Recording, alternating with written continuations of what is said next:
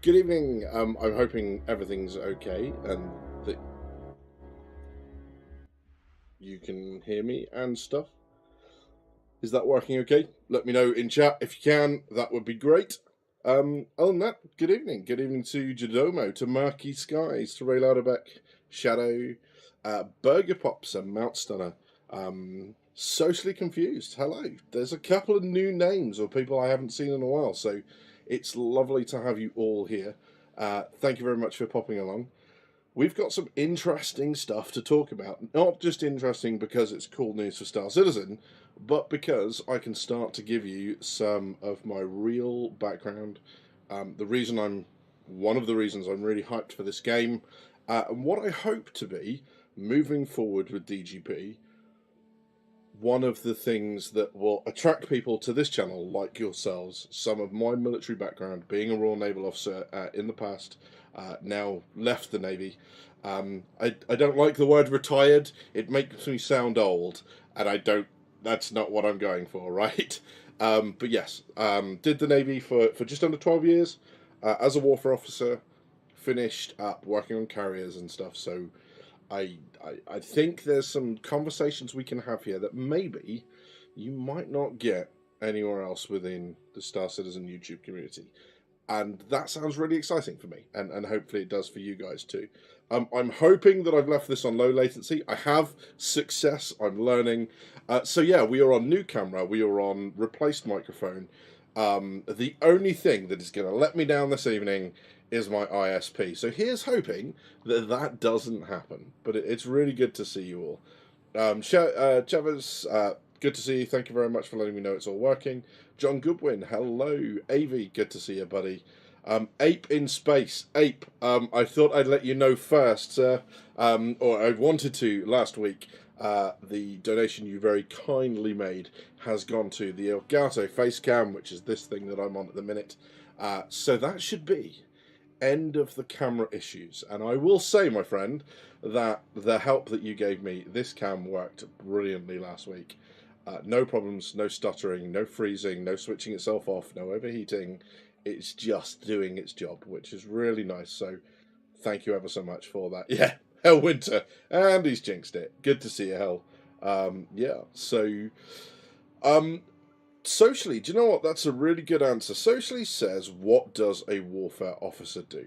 Okay, so within the Royal Navy, and within different countries, the name is different. So I'm sure I've got some American counterparts in the channel with some, service under their own belts. So maybe they'll be able to fill us in as to how it looks within the different services or the different countries. A warfare officer in the Royal Navy is concerned with the war fighting of the ship. And that sounds really daft, but basically your career path as a warfare officer is when you come in at a base level, you are a what would be considered in the civilian world a deck officer. You're an officer of the watch. Your job is to be on the bridge for 4 hours twice a day, getting the ship from A to B. And you support the senior officer of the watch in when you go into action. They're the ones positioning the ship, coordinating the ship from the bridge. From there, you would progress then into the ops room, or the CIC, as it's known in the American Navy, and you are concerned with what are the threats, what are the weapon systems I've got to deal with it, how do we best neutralize what is coming at us, and do what it is we've set out to achieve. From there, you would progress then to XO, to captain, and most, although not all, to be fair, most of the senior officers, Commodore and above within the Navy, are warfare officers. There are some from other branches, but we are by and large the senior officers of the Royal Navy. So yeah, that's what warfare officers do. So where I basically my career path was, I started off as ops officer to the Northern Ireland Squadron, Northern Ireland, doing anti-terrorist patrols in Belfast Lock, in Carlingford Lock, and in Loch Foyle round the top. Although we didn't do Loch Foyle that regularly. I think we did it twice. We were going to do it 3 times. One of the times we had to turn back because the weather was too bad. Because they're only plastic ships, minesweepers. I then went and did some time in 23s, which are frigates. So the Duke class, Montrose was my frigate. Also spent some time in Westminster, as in the ship, not the place. I then went to Bulwark, which is an amphibious landing ship. It's a ship that actually floods the back end with water. She then squats down into the water.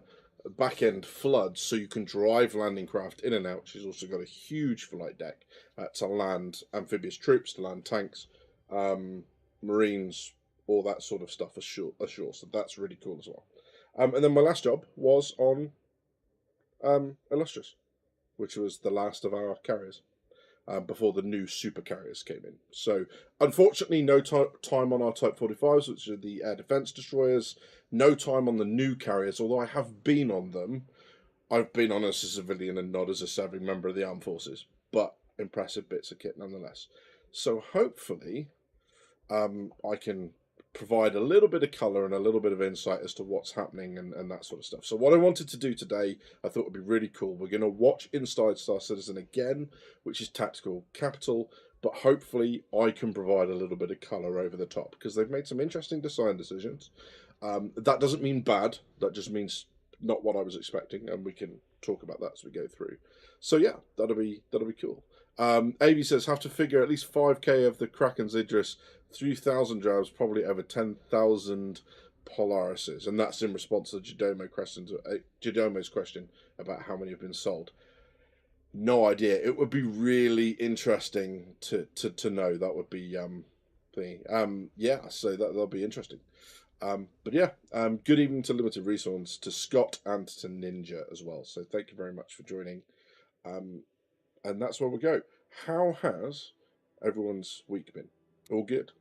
Are there any questions before we go forward? I was going to use my javelin for running maze, says Dodomo. Interesting. Polaris. Who has, and you obviously don't have to answer this, but who has something like an Idris, a Polaris, a Kraken, a Javelin? Who has one of the major capital ships in the game? Just so I can pinch it out of your account. I'm kidding. But yeah, it would be really interesting to know who's got one. Good evening to Dell. Good to see you in chat. Can, hello. Yeah, good to see you as well. I have a Pisces, says Scott. Good. That might not be quite the topic of conversation, but nothing wrong with the Pisces. They are good bits of kit. Demir, good to see you, my friend. Haven't seen you in a while, I feel. But yeah, good to see you back. I'm looking to mop my Corsair for the Zeus MR. Interesting. So that's going to leave you some credit to play with, right? From the Corsair down, that's going to leave you some stuff to play with. That's cool. Marky Sky says they have all but the Jav, says Del Kenobi. Socially's got one. There's a lot of capital stuff. Awesome. That's really, really cool.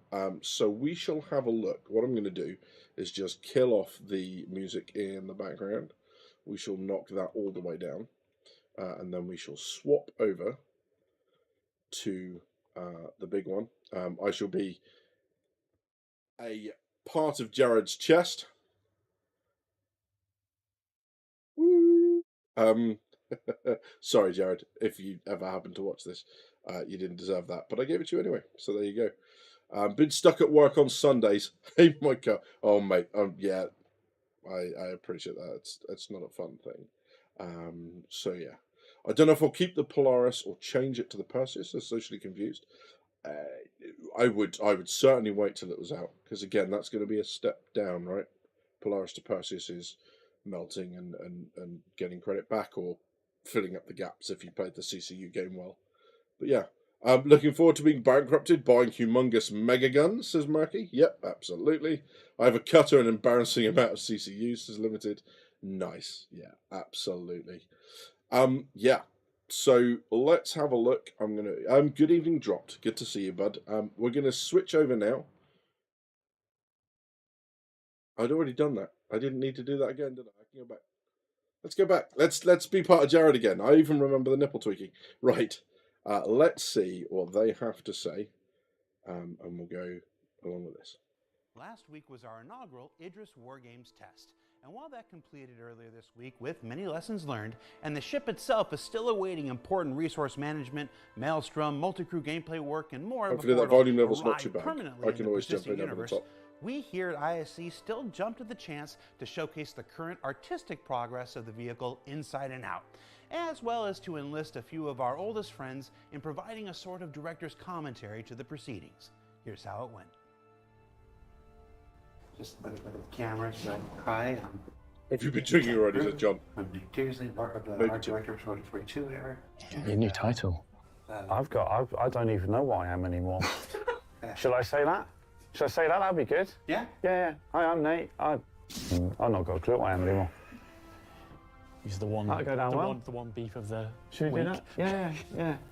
Get it Some in early. days I'm this, other days I'm that. What do you want to be today, Nate? I feel that's what game development is done to a lot of the developers, right? They've just got no clue which way is up Want me to go anymore. first? You can be my bloody guest, mate. Okay. Hi, my name's John Crew. I'm the vehicle art director. Hi, my name's Nate. I was the vehicle art director. We've been asked today to give you a little director's commentary over the Idris that you will have seen in the PU being fought over recently.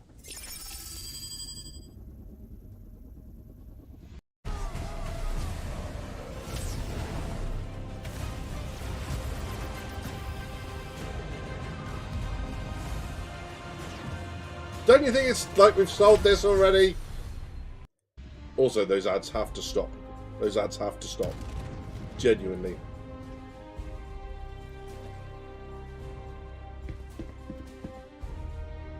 Don't need that anymore. Go away. So the exterior, this is I mean, that's changed somewhat, right?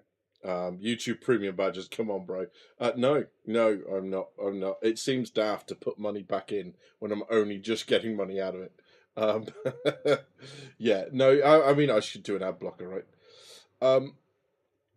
Yeah, I mean, some changes to the outside. She looks a little bit more sleek, a little bit more streamlined, a lot more detail than what we were used to. But that, I don't see any big surprises. Does anyone else spot anything on that is massively surprising or worthy of talking about? It still feels a lot like the Idris, just a little bit pointier, a little sharper in places, and a lot more surface detail. But yeah. Not looking at Discord, not finding a spot for fleets, says Ape. Ape, that's a really good idea. And then maybe we'll call it Rate My Fleet or something, and we can have some fun. I did say rate, by the way. But yeah, we can have a look at that. Let's do that. It has a very British sense of humour. Yeah, sorry about that. Yeah. Yeah, so vertical launch cells, possibly. I don't really see them. I think they look more like thrusters, these bits here, right? Just in front of the bridge on the left and right, they all look more like thrusters than anything else.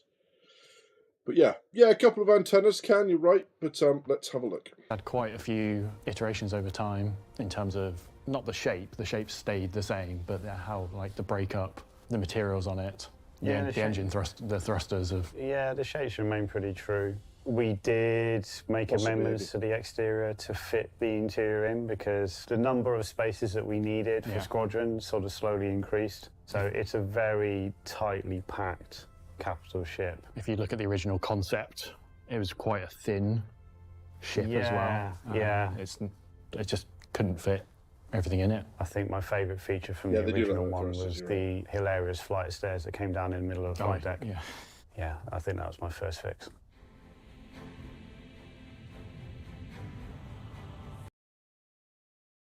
Well, that's got the impressive shot if I could have paused on it, but yeah.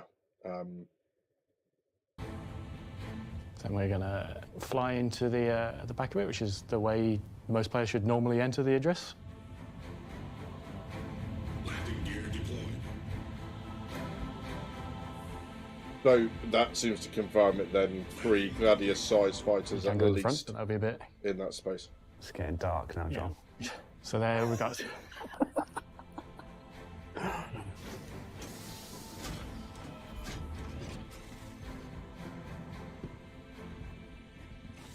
In Squadron, there is space for 2 Gladiuses, Gladii, and there's a space for the Argo MPV at the back, but you can technically fit 3 ships in here. Yeah, when you first land, you'll sort of notice that the exits for the hangar are generally sort of at a lower level. One of the things we do a lot of throughout the ship actually is just slight changes in elevation, even though you're on the same deck, and the general layout. So that is very realistic.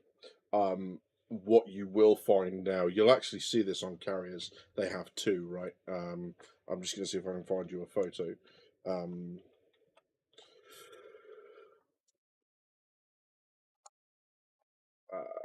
But basically, even if it's a flight deck, right?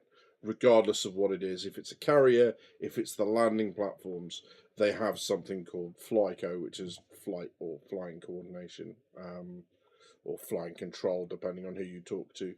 So if I grab, let's drag that across. So you'll see here, there's the 2 island ideas. This huge area on the side of the rear or the aft tower, that's with the huge windows overlooking the flight deck. Basically, that's FlyCo. So they are not only monitoring, like air traffic control, the approach and departure of aircraft, they're also, like air traffic control, controlling the runway and aircraft moving to different holding position spots, lifts going up and down, all that sort of stuff. They are coordinating all of it. So that image of being in the inside of the ship, and I'll see if I can take it back just a step. There we go. So this area here, The ship actually is just slight changes. It's very realistic. And in fact, its visibility is possibly a little bit limited, but that is very, very true to life. To be able to see everything coming and going and all that sort of stuff. So yeah, they've done not a bad job with that at all. In elevation, even though you're on the same deck. We'll come to that maybe, and the general layout a little bit later. Fairly symmetrical, I would say. The ship, when it was first put together, was really sort of, I would say, designed from the inside out. So there was a lot of... Yeah. That's a hell of an image, right? That is a significant image. Main offices overlooking grocery stores. Yeah, absolutely. Yeah, this is interesting. That's a huge amount of detail. If we go and see that transition again, and see how close they are, the 2 of them. Really sort of, I would say, designed from the inside out. Transition so there was a lot of them. That is packed, frankly. They've not left a lot of space, which is obviously why they said it got a little bit chunkier, got thick. But yeah, that's kind of crazy. On the exterior to make the interior, interior to me is always king. You spend a lot longer on the interior of the ship. So we sculpted the exterior skin. It's a really impressive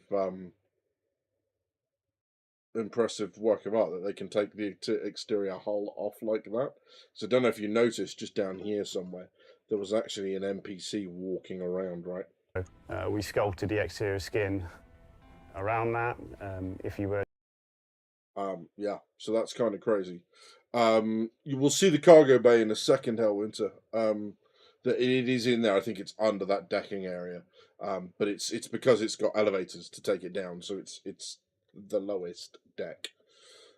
But yeah, really interesting design. They say some really interesting things as well about not wanting too many right angles. I mean, you can't avoid it in some spaces, right? But they talk about a lot of this stuff here, so stuff going off at like 45 or 60 degrees to each other, which I guess negates a little bit of that third-party defender's advantage where you can sit in third person and just use the camera to look around the corner at no risk to your own tune, right? So, yeah. To hide that exterior, I mean, there is no breathing room. It is like a bit of an engineering masterpiece, to be honest. So this is where the MPUV hangs from the ceiling. So that's cool. I've watched many people accidentally fall out the bottom of the Idris in atmosphere out that hole. So don't do that. I mean, if that's the case, You know, there are those little railings that you can raise at the back of the Carrack's kind of vehicle bay. You would absolutely put something up there to stop people falling out, because you think you're trying to do this and you suddenly come under attack and the ship gets some sort of force reaction, people are just going to get yeeted out of the hatch. There would be something that would, you know, go up before the Argo dropped out, potentially. Yeah. Or if you want to recreate the alien dropship Yeah, scene, it's do pretty that. cool. Like that.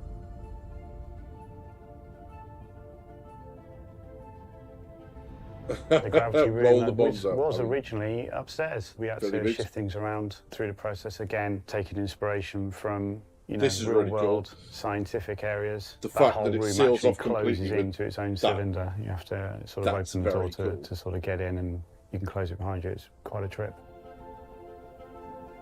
That's very And for all intents and purposes, unless you're going to your bunk or Event you're Horizon. going That's to exactly what I thought, Scott. very Exactly what I specific thought. areas like the briefing room or the gravity room, which you've just seen there are no dead ends. It was put together when I was on the ship and originally sort of designed it. It was very much sort of focused around multiplayer combat at the time, and a good multiplayer map is you've always got options. You've always got at least 2 options at every corridor, every room. You're constantly flowing. Yeah, around yeah, no Hey, dead Max, ends. good to So see you. yeah, as you can see. I actually had a bug this morning come through about. So this is what you will find in a traditional warship. And while we're talking, I'm going to see if I can find you some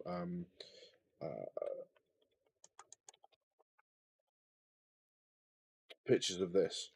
But there is not a lot of free space within a vessel. They just don't do they don't do free space at all. Every area, every section is taken up with something or other. So the idea of this kind of like large flat sections, I mean, maybe more in the carriers, there's something like that. But to be honest, most of them, the interior is significantly kind of covered in firefighting equipment, damage control equipment, emergency lights, emergency breathing apparatus, places to run cables. So if you imagine one of the biggest killers on a ship when it starts to take damage is smoke. Because it's not like a building. Smoke doesn't just go into the air and disappear. Inside a ship, because everything's sealed up, just like it is in space, and ships can make themselves airtight as well. The problem is smoke will get well ahead of the fire and actually really harm people's ability to be able to do anything. So you have lots of places with doors where you can connect a hose. There's actually a hose connection on either side. So you connect a hose up to one side and run the hose through the other side without ever having to open the door. And it would be interesting to see if there's a similar problem in this game where going through doors, opening and closing them, lets smoke out and therefore makes the next room uninhabitable. And if that room's filling with smoke and then you walk into that room, the smoke goes into the next room and into the next room. And if that happens, that's a precise mirror of what happens in the real world. You'll lose ships to smoke well before you lose them to fire. So yeah, it's an interesting idea there. You also tend to want redundancy in routing. Yeah, absolutely. Same thing with any power cables. If you lose a particular distribution center within the ship, then you need to be able to run electrical cables, and that has the same thing. They're all color-coded sockets. You just clag them on and then run them on the other side, and that way you know precisely what it is that you're doing. I thought they did a good job, says Citizen Scott, considering they have to plan for AI pathing, not straight up wasteful. Yeah, it looks very, very, very competent. About But let's the keep going. writing on the wall being shorthand. Oh dear. They actually it's talk spelled about a couple of these incorrectly. emergency bulkheads in a bit No, as it's well. not. It's an intentional choice. Stuff like that being shorthand is very common. So we've got the ATC room, which overlooks the hangar, which is obviously very useful for being an ATC. We'll come back later to the other side to see what's in there. There's a lot of decks to the Idris. Yeah. Yeah, there's the subdeck in the Argo, which you Yeah. would have seen, or the utility vehicle, I should call it. You've got your main deck. This is the sort of the main symmetrical area, and then through the heart, I would say the centre of that sort of floor plan is all of the, I would say, business side of the room. So obviously you've got your mess hall here. It's a chow line. Don't talk about. The trick here is going to be keeping people oriented. It's okay in small ships. I say small ships, in ships like frigates and destroyers in the Royal Navy, because you have a central corridor, central passageway. That's what it is. They're passageways, not corridors. It's deck, not floor. It's bulkheads, not walls. It's deck heads, not ceilings. You know, so yeah.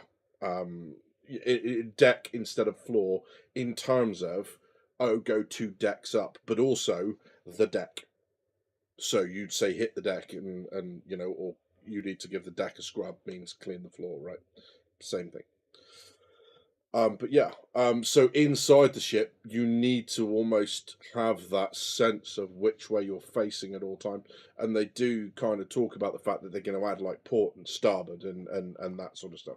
But it's going to be really important that they do that to give you an idea of where you are. And they've added a lot of windows. It looks like the mess deck's now got windows on the roof to let people. I hear roast lamb is still on special. Yeah. Yeah. That's an inside joke, but. Yeah. Hey, Macho, good to see you, man. Sleeping quarters. This is for your general crew for the ship. It is dropped. It is. The bunks like, they're getting better at have this. shutters on them for a bit more privacy. With inbuilt home entertainment system. So this is 2 mirrored, I guess, solo cabins. The pilots get their own little area at the end. Of course Which are they about do. to get a little bit bigger, but you didn't hear that from me. So the version that you're seeing here is taken from a point in time on Squadron recently, but there are lots of little tweaks that we'll talk about in the future to deliver more of the Idris. One of them, the missile room, is a big one that's still to come that is not available here at this time. But there's, like Nate said, lots of other little tweaks as we get closer to shipping Squadron that we'll be making.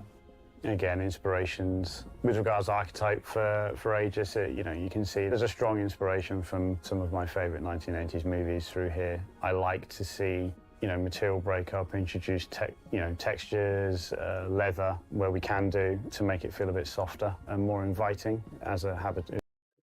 So this is where it starts to you start to diverge from modern warship design. Now you're talking about spaceships, right? Because in space, obviously, they don't have anything that can catch fire, because fire in space is bad, is like bad in capital letters. So on a warship, obviously, where you're expecting to take damage, you're expecting for it to be hit by missiles and stuff that is very hot. You know, anything with tracer or any sort of semblance of fuel is likely to catch fire if it comes into contact with anything flammable. Missiles will often hit with a large quantity of fuel remaining, all that sort of stuff. You don't have this. All the walls are metal. The floor is basically like a fire resistant, just like almost like a tile you lay down. It's like a mat that is, it's carpet in effect, but it's tile. It's like lino or something like that, but it's non-flammable. The whole idea is to stop the propagation of fire throughout the ship.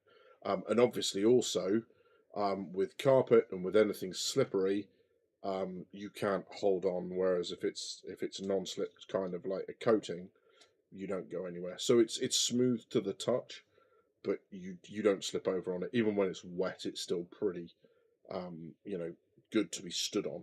Because obviously ships on the water are doing this, and we experience the same thing on ships, making sure that people are sat down when you maneuver, because they're going to get flung around the ship all over the place. But yeah, fire retardant, space cowl leather, says Jodomo. Yeah, absolutely.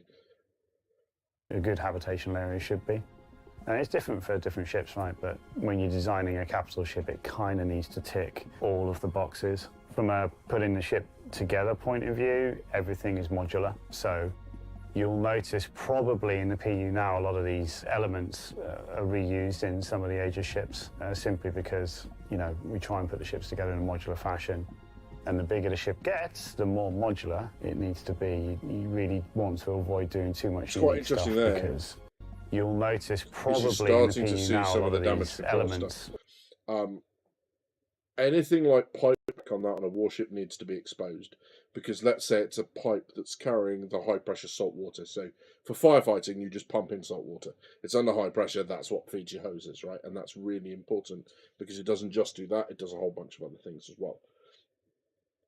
If you get a split in that pipe and it's hidden behind panels and whatever else, that stuff coming out, you've got to break all the panels away just to get at it to fix the leak. And there's patches you can put around pipes and stuff.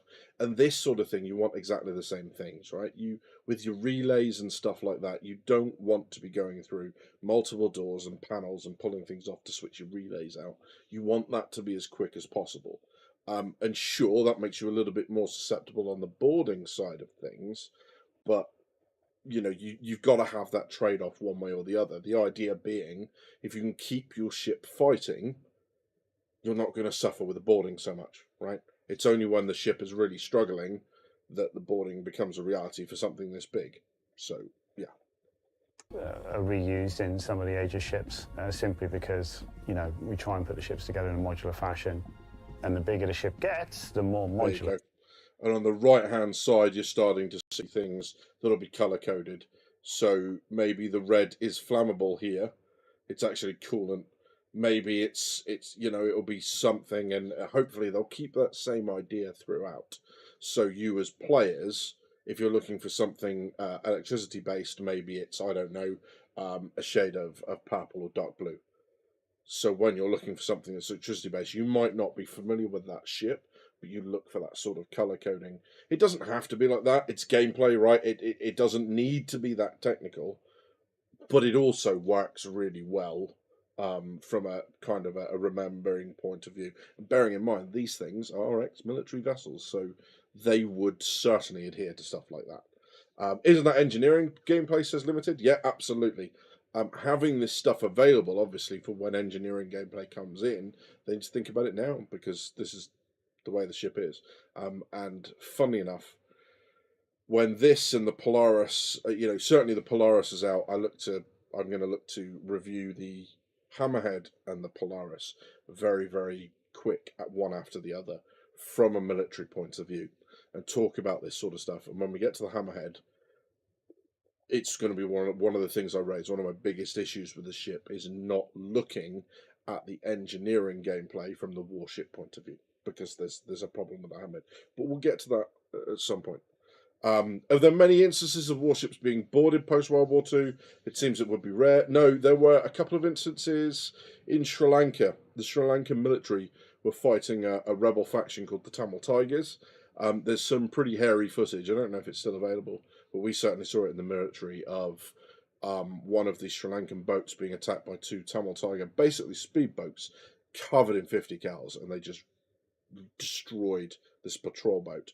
They boarded it afterwards, but it is very much something you do when that ship is no longer fighting. The whole boarding stuff, it's not something that happens at sea much anymore, except in smaller conflicts like that. Do you think everyone with a capital will get the Idris as a loner? Good question. I mean, they kind of... Why wouldn't you, I guess, to give them the access to that sort of gameplay? That makes sense to me. But the more modular it needs to be. You really want to avoid doing too much unique stuff because it will hammer your video memory. I like that layout. That could have just been another box space. I would say it's the first capital ship we done. It is the first, isn't it? Yeah, and it was really sort of, you know, genesis of this was put into production actually around the same time as the Retaliator many years ago, and it was at that time that we started to establish, you know, a really good understanding of how we want habitational areas to feel and look, feeling being a prominent feature. 50K, engineering again, completely different. You got the technology side of it and the medical side of it, so they became the sort of like 4 style guides, I would say, that became the, you know, the springboard for a lot of the other ships to sort of follow on from. Yeah, you see a lot of similar stuff in the Hammerhead, which actually uses a lot of the Idris kit as well. And different areas have their different technical feeling. You'll notice here, when you come in through the centre of the med bay, for example, there are very, very, very little right angles. When you look at the floor plan, for example, it generally dollies off at 45-degree angles or 60-degree angles. I don't like right angles in floor plans. Things need to flow. As you can see there, you're going to get a right angle when you come out of a door. There's not much you can do about that. But yeah, and it's all interweaved. You'll notice there's lots of windows that look outside. There's lots of windows that look back into the hangar. So we're not doing any cheating. Escape pods here. Yeah, right at the front of the ship now. So this is the manned turret at the front, the big one up top. And then lots of escape pods here for everyone. Escape pod gameplay one? The sort of upper front half, if things go sideways and you need to get off the ship. So going back down starboard side, have to do... So these are really interesting. So what you're seeing here is a reversal of what happens in the Navy. So decks are numbered, sections are lettered. Okay, so one deck is the deck of the ship, right? If you imagine just the hull, none of the bridge or the superstructure, one deck is the top section of the hull, right, where you come and stand on. You walk up the gangway, you jump, you drop down onto the ship itself. That's one deck. Below it is two deck. Two deck's normally the major kind of thoroughfare of a ship, because obviously that's where all the ingress points are, so that'd be the access. And then from there you go down, so one deck being deck is level 2, 3, 4, and so on until you reach the bottom. And then it goes from one deck, you go 01, 02, 03, and then from forward to aft you have watertight sections. So the ship is broken up vertically. Literally like someone just got a line and went line, line, line. And you have Alpha, Bravo, Charlie from front to back, or from forward to aft in nautical terms. Alpha, Bravo, Charlie, Delta, Echo, going all the way aft. Okay. And that's it. So to have B deck doesn't kind of fit with that, but then again they don't have to. But what you will find is this thing that you're looking at here, this would be the split between one of those vertical watertight sections. So between Alpha and Bravo, what you'd find is every place that you could move between those two sections would be one of these doors, something that you could seal, stop any flow of water, air, fire, anything like that, smoke, just completely. And that entire bulkhead would seal. You wouldn't have a room that straddles it, or a compartment, as we talk about them in the Navy. You wouldn't have a compartment that straddles it. Everything would have to conform to those sections. So in this ship, you don't quite have that. But then again, I guess, space works slightly differently to water. Do the bathroom head of port and starboard. Yeah, interesting you mentioned that, John, because navigation has been a little bit of an issue. So these corridors that you're running around at the moment, they're going to have a lot more of an injection of colour in the future. Yep. So you'll have a much better understanding of green whether for you're starboard, going forwards or red for backwards, or port. whether you're on the left or the right. Worth noting as well, like all the spaces that you're seeing are completely undressed. There are, tens of thousands of entities that end up on top of what you're seeing for Squadron, because it needs to feel more lived in, it needs to tell that story. So it's kind of bare bones seeing it this way, which is kind of strange for me at the moment. Yeah, it was very strange when we were getting this ready for the PU to take off all those layers and sort of see it in a state that we've not seen. Plus also we're not seeing it with NPCs. Yeah. When you see this with NPCs and, people walking around carrying out their duties, engineers doing their things at panels or whatnot, it feels lived in, it feels alive. But, hopefully when it goes into the PU, there'll be plenty of people running around anyway, which will make it feel very similar for you guys. So interestingly, they're talking about it being, how far along it is for Squadron, because they've got all these layers of dressing, which will be, your kit and the stuff that's going on in the mess hall, and, things like fire extinguishers and all that sort of stuff that's going around on the ship that is noticeably absent here, will then be, maybe they're, instead of breathing apparatus, they'll just have like little boxes. You open it and it'll just be a bunch of oxy pens. So if you're caught in a section and you're running out of oxygen and you're waiting for rescue, you can just grab an oxy pen, top yourself up. That sort of stuff would be really, really cool. But yeah, interesting to see how far on they are with the Squadron 42 stuff, or at least hear about it. Hamster balls. You want to get buff? Drawings from the Marines. Go You're not to the wrong.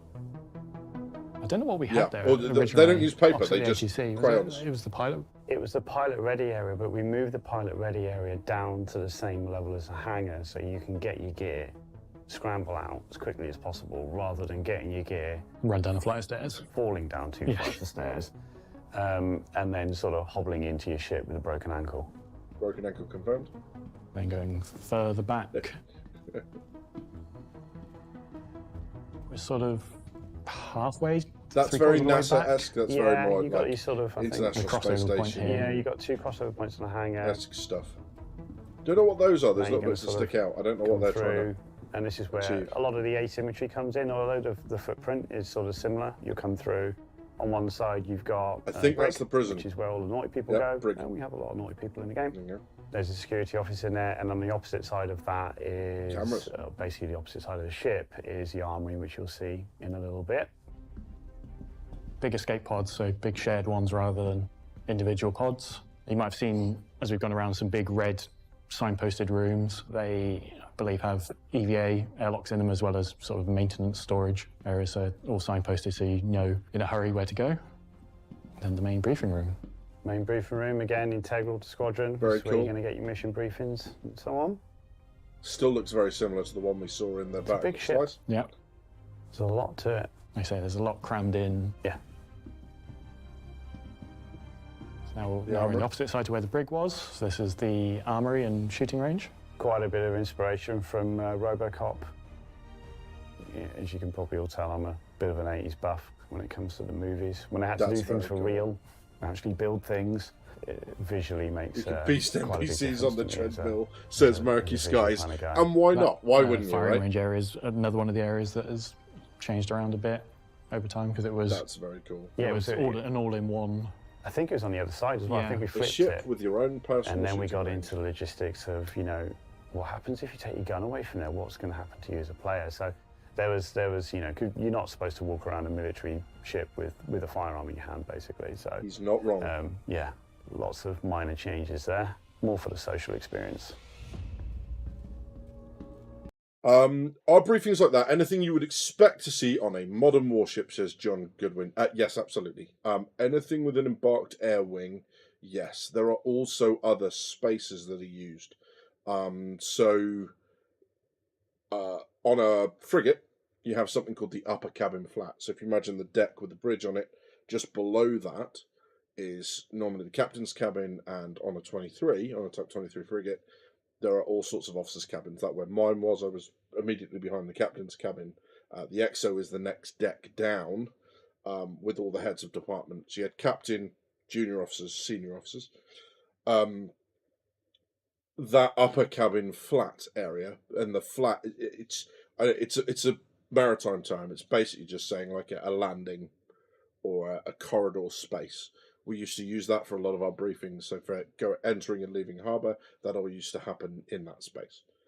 Because obviously most of the key spaces on board a ship are being used all the time. But yes, within things like Albion, Bulwark, which are our landing ships, the carriers, there won't just be like a pilot's or a flight briefing space.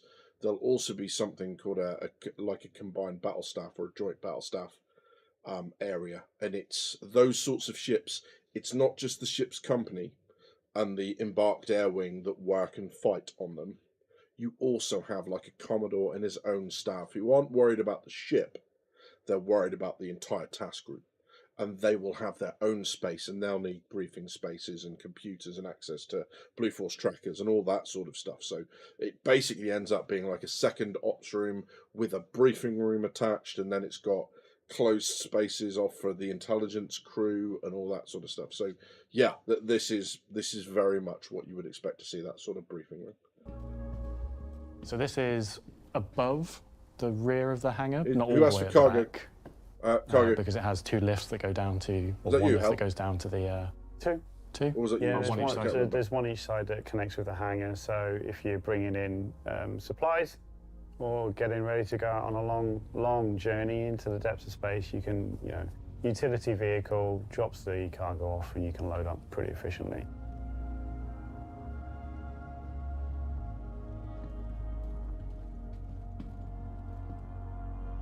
Decontamination area before you get into what would be the engine room.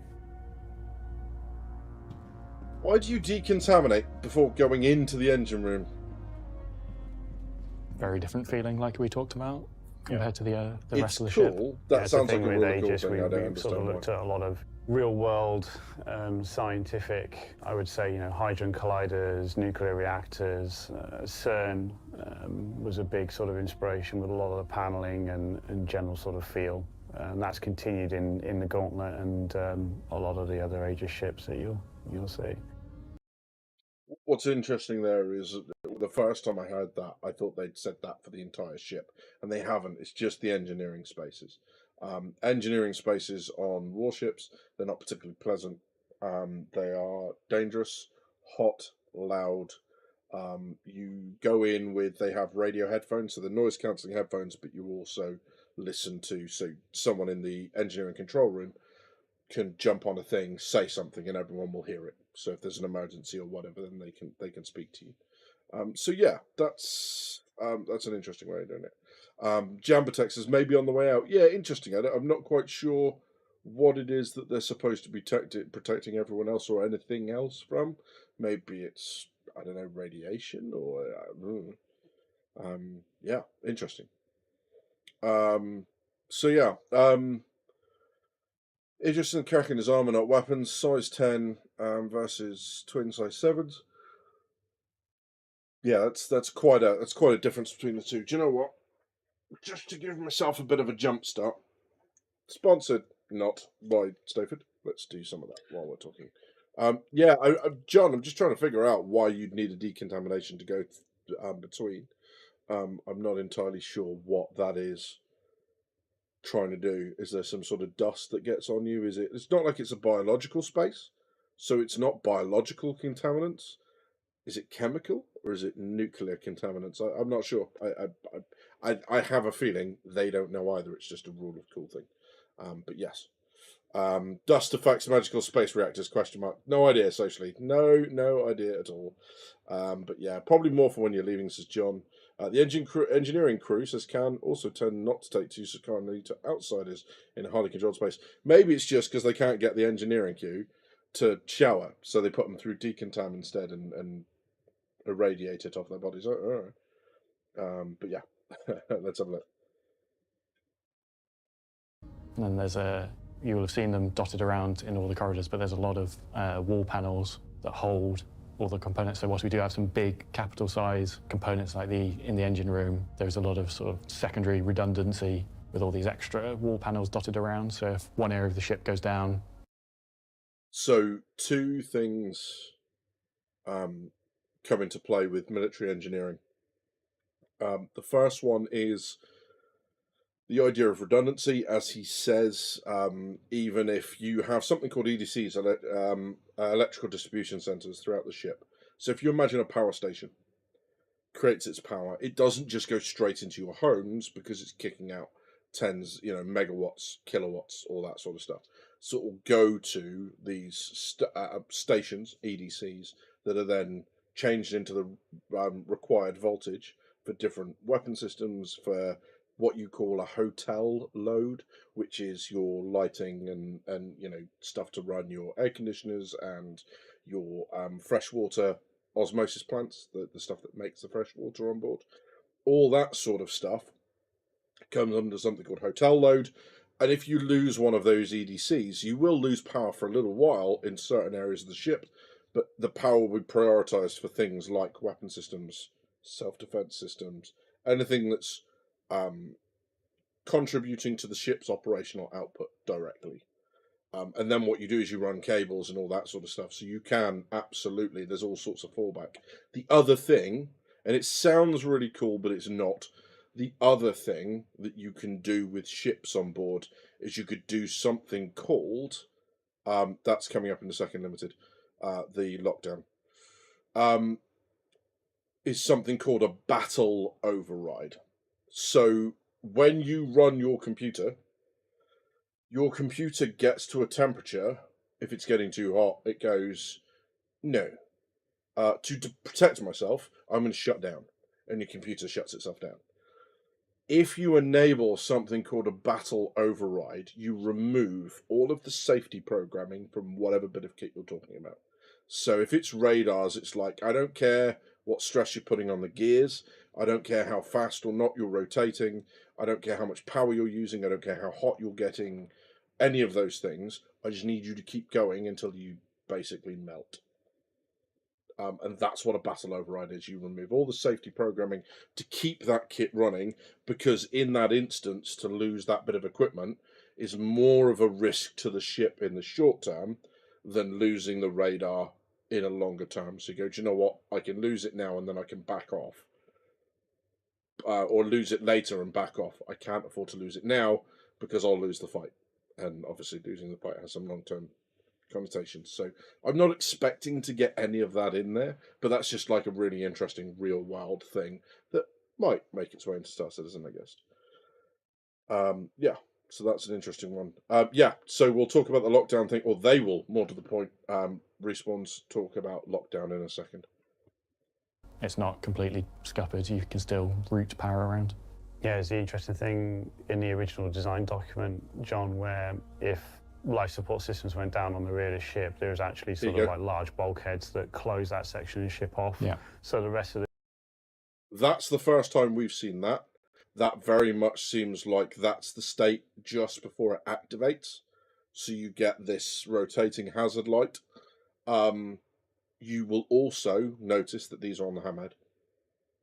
Okay, so these exist on the hammerhead in a slightly smaller form, but they are there. The ship can survive. So again, you know, thinking about sort of multiplayer aspect, if you were to try and ambush one of these things, I think there's going to be quite a lot of fun to be had. Yeah, those bulkheads, I think you probably will have seen some of them in the corridors as we watch big yellow... Orange. Yellowy orange. Yellowy orange, okay. Very cool.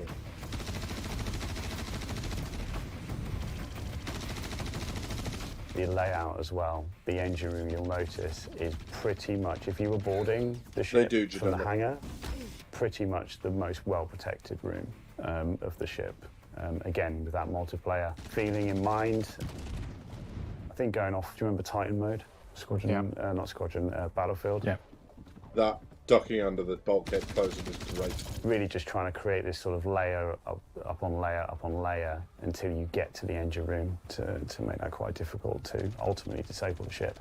Like we talked about, there's a lot Good of question, flow Marky. in the interior, but there are those I areas think anything that have rated capital ship and above very distinct would need a choke dry points to dock get to to. change Like the bridge over. is one, whilst there is multiple ways to get So there. if it's a they're capital quite ship well size component, defendable, and dry then the dock. engine room is the other. So those are two areas you really don't want people get into uninvited. Yeah.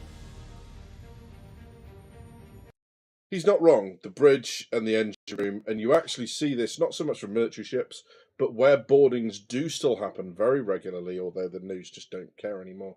Off the Somali coast, out in Indonesia, there are entire companies, private military companies, now who provide security to these vessels.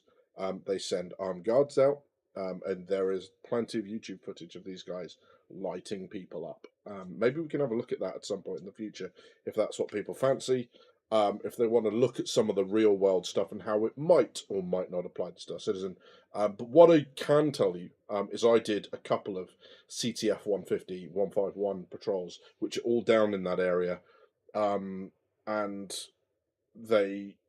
we would respond to vessels that are being attacked. What I will tell you is that they are very, very advanced for what they do. They don't seem like it. Captain Phillips does them a disservice as to how organised they are. So what they do is they realise that there are lots of ships down there. So the Chinese are down there, the Russians are down there, NATO are down there. And what you find is that they will basically start... That stretch of water's a long old stretch of water, right? It's not short.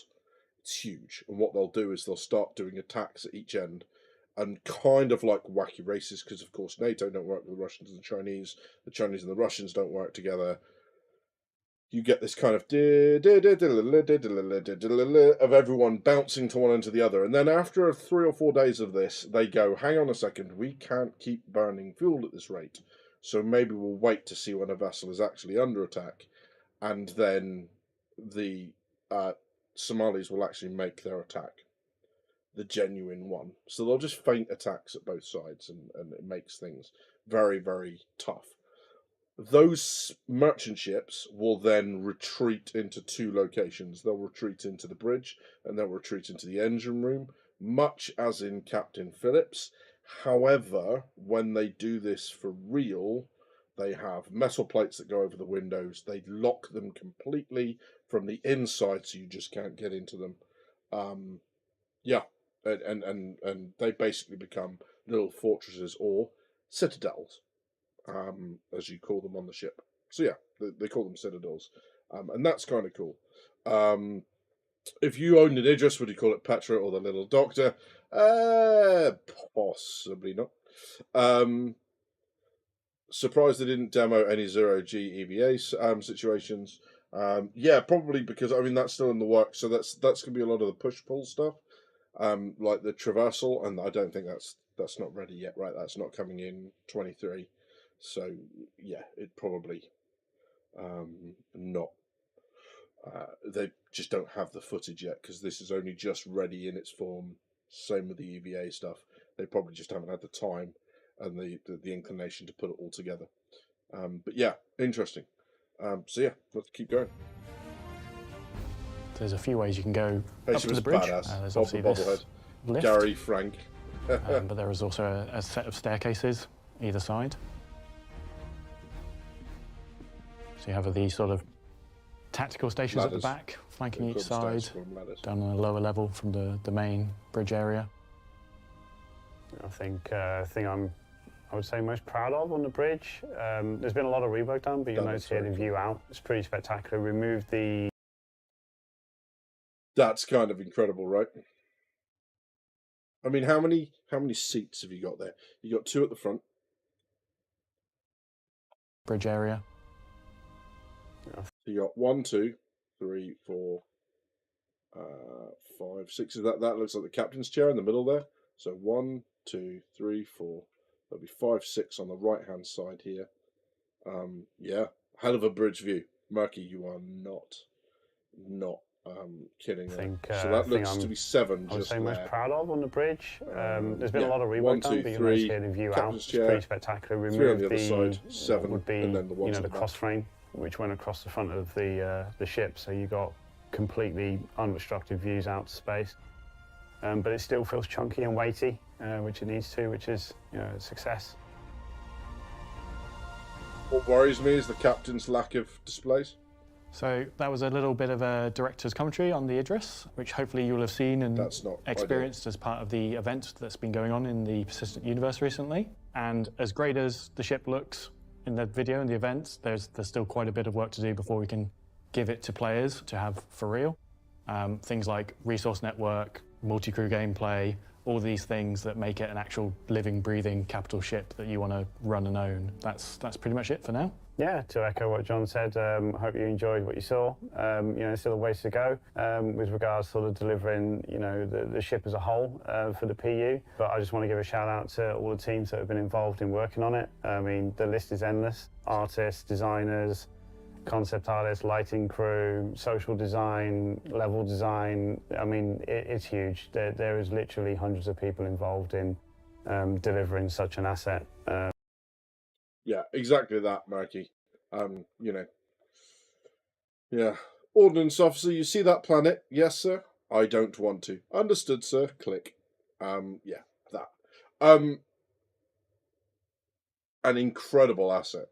And just a hell of a look into what multi-crew ships are really going to look like, right?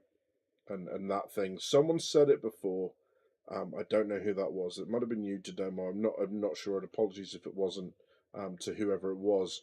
But someone said that looking at this was massively obvious just how this wasn't going to be multi-crew. This wasn't going to be solo crew ever. And I think that's painfully obvious from the start. One of the things I think they're going to do as we go on, flying is going to become more involved, especially for the big ships. So it's not going to be just this, put it onto a new heading and fly there sort of thing. The pilot is going to want to do that job. You're going to have someone who's looking and scanning at what's around, and they're going to be interrogating different contact. And then, you're going to have maybe someone on communications and doing all that sort of stuff. I fully expect that at least half of those seats, 4 including the captain, are going to need to be manned on the bridge at all times. And what's really interesting with this stuff, hey Maya, it's good to see you, my friend. Good to have you along. What's clear to see, I think, is that for orgs who run these things, when you think you're going to be able to log out and log back in, I wouldn't mind betting that there are some orgs out there who are very much into their kind of more milsim style gameplay, who are going to have crew rosters. And you are going to log in at a certain time and perform your watch and leave again, and these ships will be available in real space, in the PU. They'll be there all the time. They'll be on patrol and doing all that sort of stuff.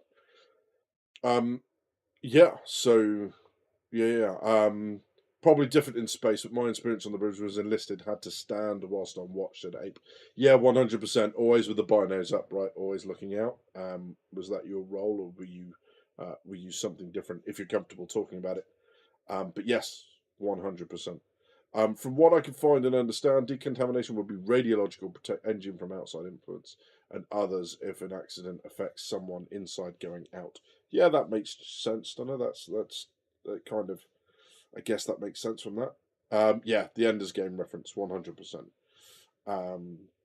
Forget ships, imagine all the tanks and APCs and Murky. That's kind of cool. Edison says, problem on multi-crew ships currently are already not worth crewing, so adding more roles to them without fixing the imbalance will just make them unplayable.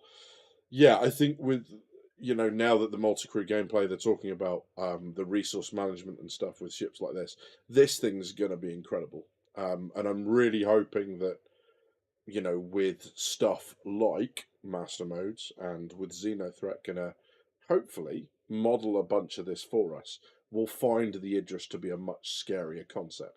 The whole idea that people up until now have been taking one fighter and soloing these things in the PU on the Arlington gang mission or whatever, it is just ridiculous. It's just, that's silly. I think the point, Citizen Scott, he says, if AI can operate in Idris for XT, then why not for a player? Because they can fake a lot with an AI Idris that they can't fake a lot with AI inside a ship with a player. You have to respond to your orders. Maybe you want them to get out of the turrets and do stuff. That's a lot different to just faking a ship, right? And where those sorts of things will just be like, I don't know, in that ship, when it's doing stuff, you're not actually getting the NPCs running around, because as we found out with the Idrises, when we nicked them, when people were glitching in and stealing them, there wasn't an interior, so the NPCs weren't actually doing anything, like they would need to be in a real ship. But yeah. Fake it or just do it. Yeah, I think, with Idrises and stuff, the other thing is the cost of that thing to keep running is going to be incredible. Just to keep people fed and all that stuff, and then enough ammunition and, fuel and all that, it's going to be an incredible sink. So even if you could keep one going for a while, I don't think it's going to be. I'm just going to transition into so we can have a proper chat. But yeah, even if you could keep one going for a while, right? I'm just going to see if I can alter the angle of this slightly. There we go. That's better. I didn't like that much of my stomach being on view. I feel like there's enough of as it is, right? But yeah, it's going to be a hell of an effort. Even if you could run one yourself, with the increased cost of the NPC over the running cost of the ship already, that's tough. That's really tough. It's going to eat into your profits. You'll have small portions of your game time being able to play in the Idris, and then large portions of your game time trying to get enough money to play the Idris again, because that's what they've said, right? They're not supposed to be like that. They're supposed to be. You're now getting into the realms of org gameplay. Think of any other game that you play. If I said to you, you had to get 15 or 20 people together to do that, what are you're thinking raid gameplay, right? Or something like Armor, which is huge servers, combined arms, all that sort of stuff. But it's still a lot of organization. It requires some sort of player command structure, even if it's just a raid leader telling everyone else what to do. But yeah, it's going to be very, very interesting.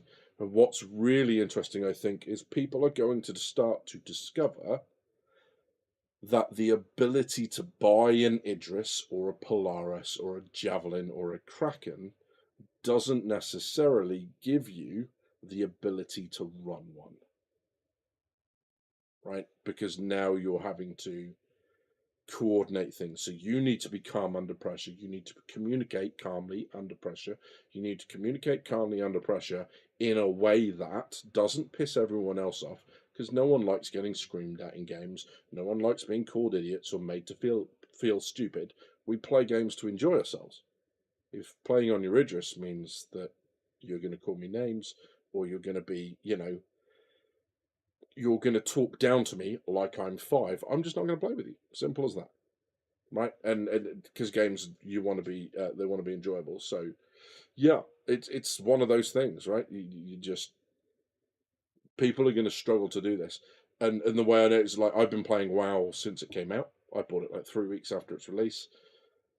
I don't raid lead. I run one raid, and it was a pickup group, and I'm never doing that again. I hate it. So it's going to be interesting. Yeah. Hey, Single Track, good to see you. Thank you very much for joining us. So, yeah, light fighters were supposed to be able to take on an Idris. Yeah, lol. Being immune to light fighters forces them to engage in peer-on-peer gameplay. Then you get to watch them die for the cause from the air-conditioned comfort of the bridge, 100%.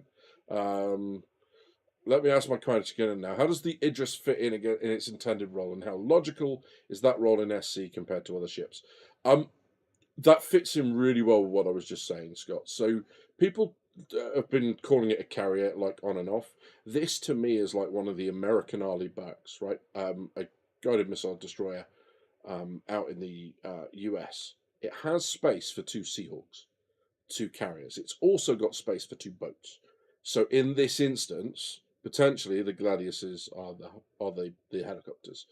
The MPUV is the boat, is the utility vehicle. It can go and do, like, unopposed boardings, i.e. when you go there, you're not going to get shot at. So, like, maybe inspections. It's going to go do the cargo stuff. You're going to do personnel transfers. You're going to do light cargo, all that sort of stuff. That sort of craft is really, really flexible in exactly the same way as the Polaris will be.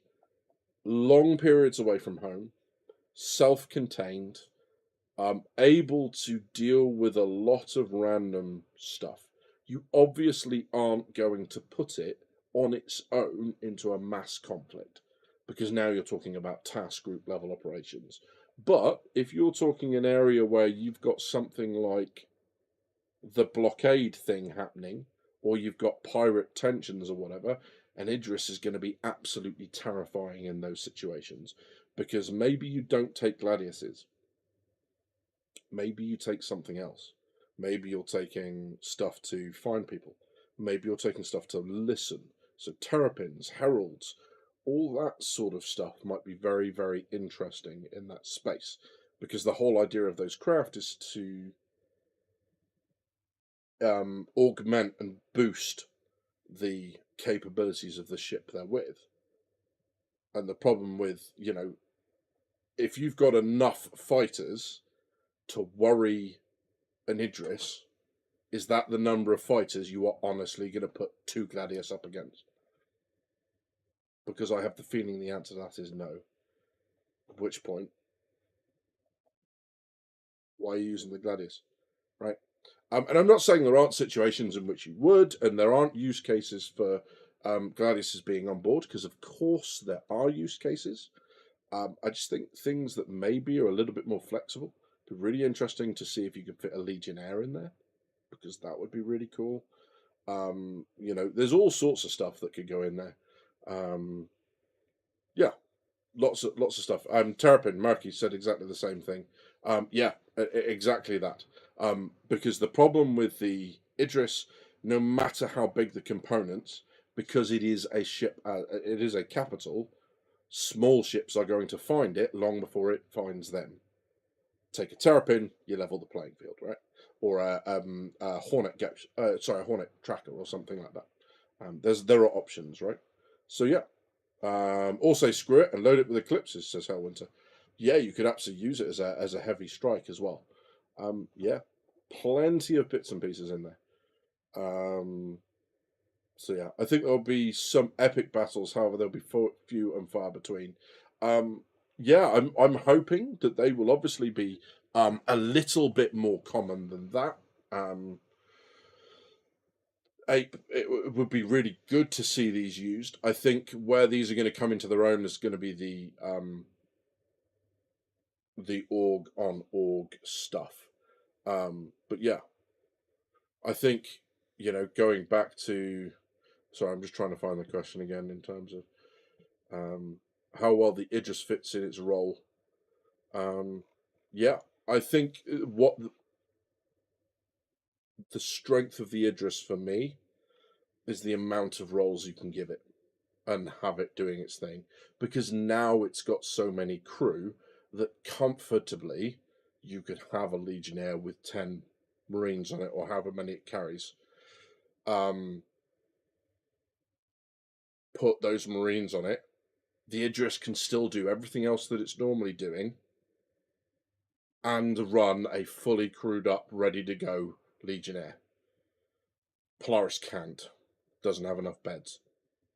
So the Idris is the first time you can start taking, groups of that magnitude and doing that stuff. It's going to be kind of cool. Legionnaire bolts onto the docking collar. Yeah, exactly that. Do need to carry it inside. Yeah, potentially. Judomo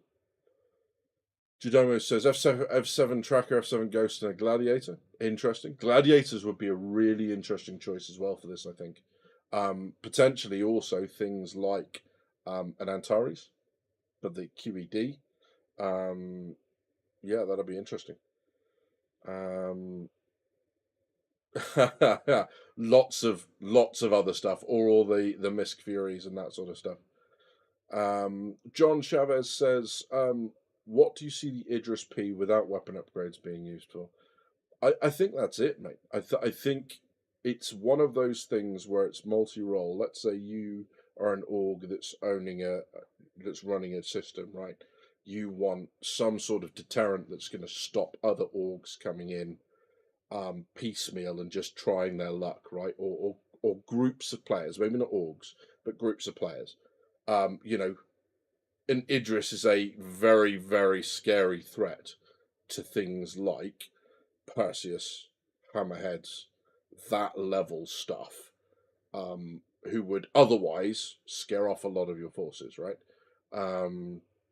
Polaris Idris, we'll see. Let's see how that plays out. I'm not going to call it either way. I think potentially you're in a mutual destruction scenario there. But yeah, Solake, says Marcus Guys. Yeah, absolutely. But yeah, I think the Idris P, the beauty of the Idris P is maybe, John, rather than asking what roles can it be used for, tell me what it can't do. Have a think. What, you clearly aren't going to do much cargo hauling on it. Not suggesting that that's what you were asking, but you clearly can't do that. But in terms of the military roles, bringing troops to a ground environment, check. Deterrent in space, check. Delivering troops to a station, check. Long-range combat patrol, check. Advanced scouting, even if the fleet that's following it up is sufficiently large, check. Why not? All of those things. And that is one of the strengths of having those 3 spots inside, and then the Argo being in its own separate drop hangar. Is the Argo, with multiple modules potentially, can then do its thing, and you've got 3 spots in the hangar to really kind of alter your loadout, add some flexibility and all that sort of stuff. So yeah, I think that would be a better way of asking it, is what can't it do? Because that will give you a really good indication of where you can take it. It just feels like it's actually more suitable for the Legionnaire. Yeah, just from a crewing perspective, can 100%, because I can fully crew a Legionnaire with Marines, and I'd still have enough people to go and do what I needed to do. I'm pretty sure. Check my math on that. Someone have a look. Scissor Scott says, eventually the large ships will be so painful to repair and replace, they'll be more avoidant than anything. Yeah, potentially. I think, you're going to have a lot of power associated with them, but the cost is going to be prohibitive as well. So as long as you've got the supporting org or the supporting infrastructure, fine. Without that, I think you're going to struggle.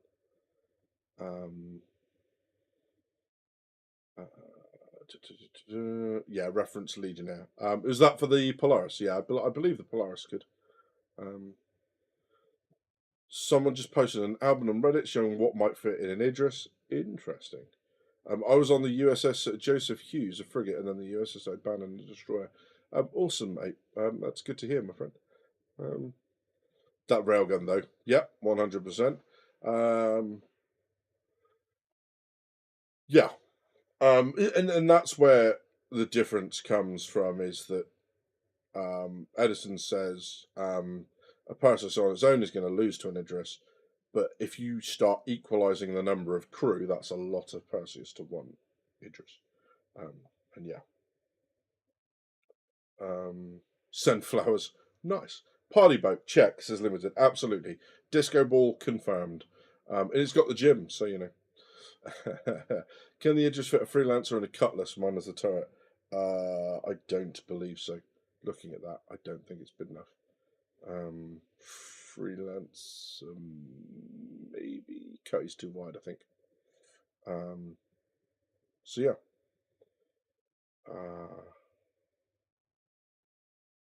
Sorry, I'm losing track. I'm losing track of what's going on in chat. Assuming what's going to happen. Oh, what can fit? Gotcha. With wedging a cutlass or a freelancer in there. I mean, but yeah, a really interesting looking ship.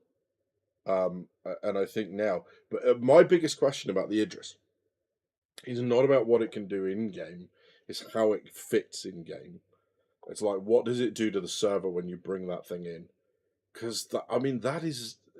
There are some games that have levels smaller than that thing. It's huge. It's just utterly ridiculous. What is the from the Matrix of Lies? I should probably know this off the top of my head, right? But someone on the Matrix of Lies, please tell me how many crew this thing's supposed to have. I'll have a look as well, Wolver. That's why there's random flashes coming from there. Right, but what does the Matrix of Lies say about the Javelin? Maybe we'll have a look, right? It's got to stop doing that.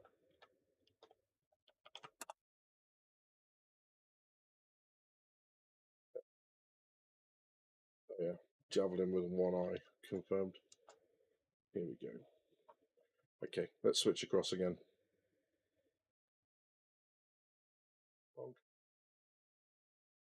Max crew, 80 people.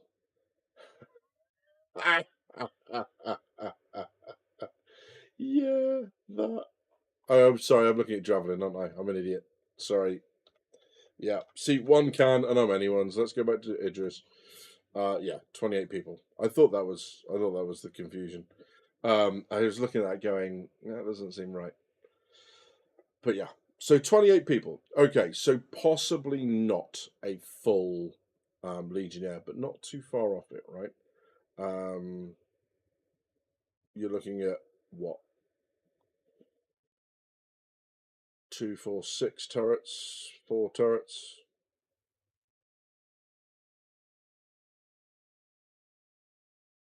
but that's a lot. 30 to 40 at one point. Well, I mean, they did kind of show us, right?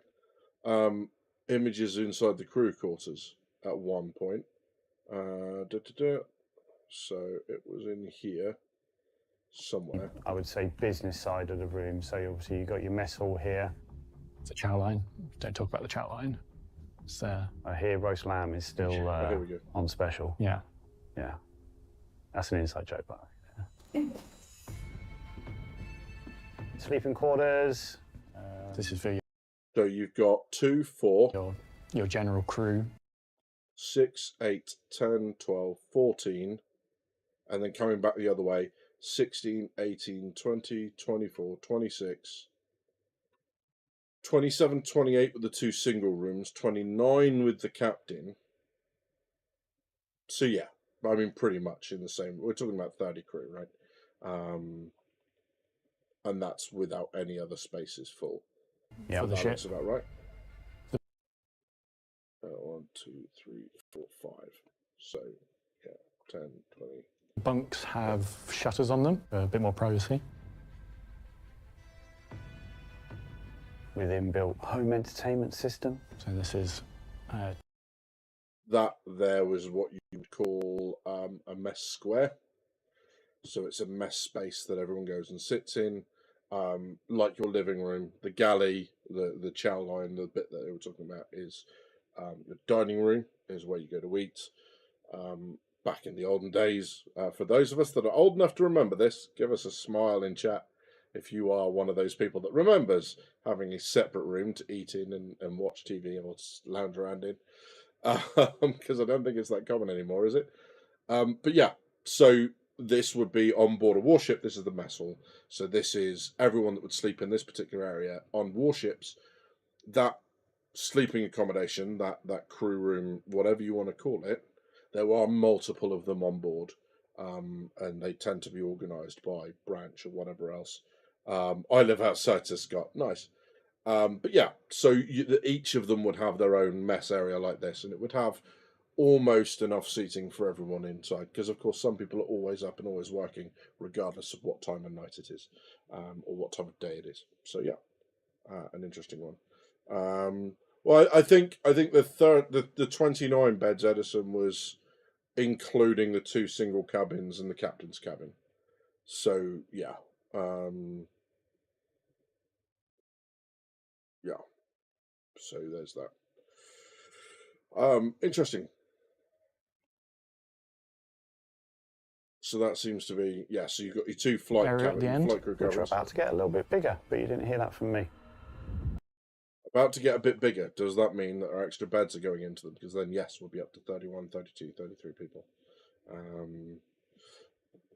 Bounty pods as beds. I doubt it, Murky. I don't think you'll be able to log out in them, funnily enough. But yeah.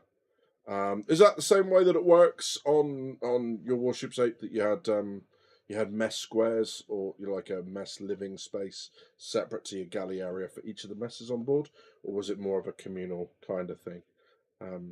I forget which. I did SNMG2, the Stanner 4 Med, the Standing Naval Force Mediterranean, with one of the army barracks, and I can't remember for the life of me which one it was. I don't know where the extra beds keep coming from, because it's like we keep bumping them up. I mean, we found 29, right? 26 in that room, plus the 2 flight crew, plus the captain's quarter. That's 29, so I don't know how we keep climbing it up, but, maybe if they said they're about to get a bit bigger, I don't know. Maybe there's another one added, maybe they're getting extra beds in, I don't know. But yeah, John Chavez says, would we see the Idris with 2 prospectors and an expanse or some vultures? I don't know if the expanse is going to fit. For me, both height and width, it's going to be a problem for the expanse. Not sure, 100%.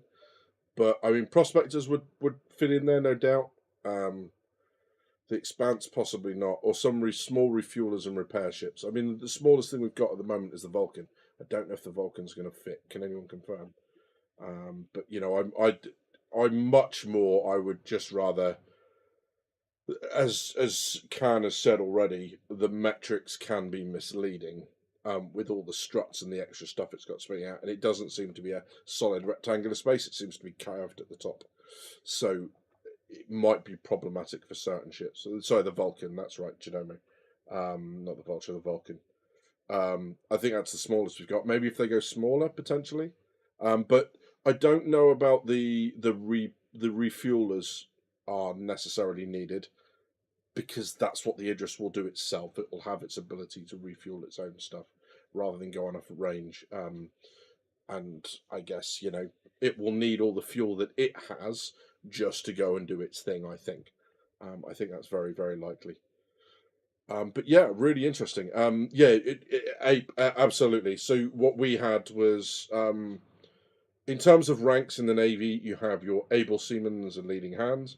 That's your basically your privates and corporals, to put it into army terms. You then have petty officers, who are your sergeants. You have your chief petty officers and your warrant officers, who are staff sergeants, colour sergeants, that sort of upper level, and your warrant officers as well. And they collectively, within the US Navy, are called the enlisted. Within the British Navy, within the Royal Navy, they're called ratings. So they're split into junior rates, which is your able seamen and your leading hands, and your senior rates, which is your petty officers, chief petty officers, and warrant officers. Then you're into the officers. So it's midshipman, sub-lieutenant, lieutenant, lieutenant commander, commander, captain, commodore, rear admiral. I've forgotten one. So rear admiral, vice admiral, admiral, admiral of the fleet. An admiral of the fleet is a wartime only post, so we don't have that anymore. So yes, so you have those different things, and the living spaces on board are junior rates messes, senior rates messes, and the wardroom, or the weird room, as most people call it, which is the officers' mess. So yeah, Lord Badger's at the top, says Citizen. Oh, so says Limited Response. That's scary. That's no. They were never going to promote me that high, my friend. I was too busy worried about war fighting than admin. So yeah, there you go. But yeah,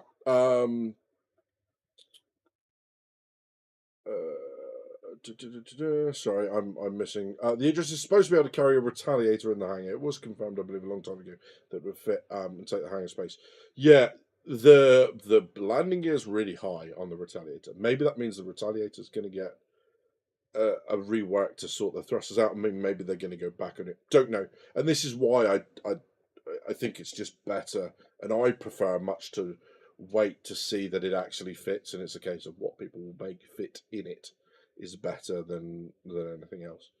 But yeah, exactly that.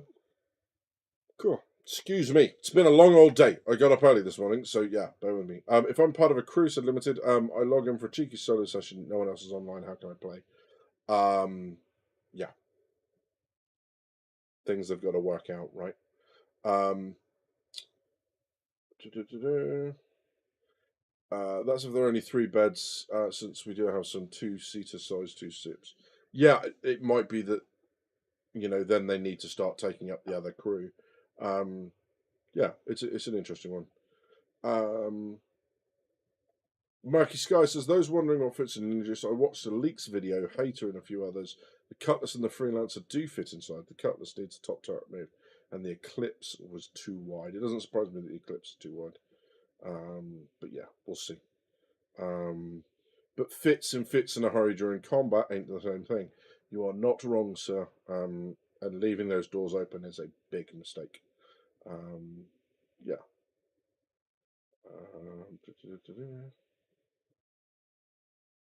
So yeah. 340 the video, 28 beats in the main hall alone. Let's have a look. Clink. I'm going to have to look for it. So 1, 2, 3, 4, 5, 6. That's 12 on that side. Because that's the entryway, right? You're looking at these darker patches here. I don't know if you can see my mouse. Probably not, right? No, you can't. How do I draw on stuff? I don't think I can on this, can I? Let's do this. Yeah. I'm going to use my super secret, you can't bend it, production software. Let's go that. There we go. Let's yeet across to this. Here we go. Okay, so let's go red like this. Okay, so this is the space we're looking at here.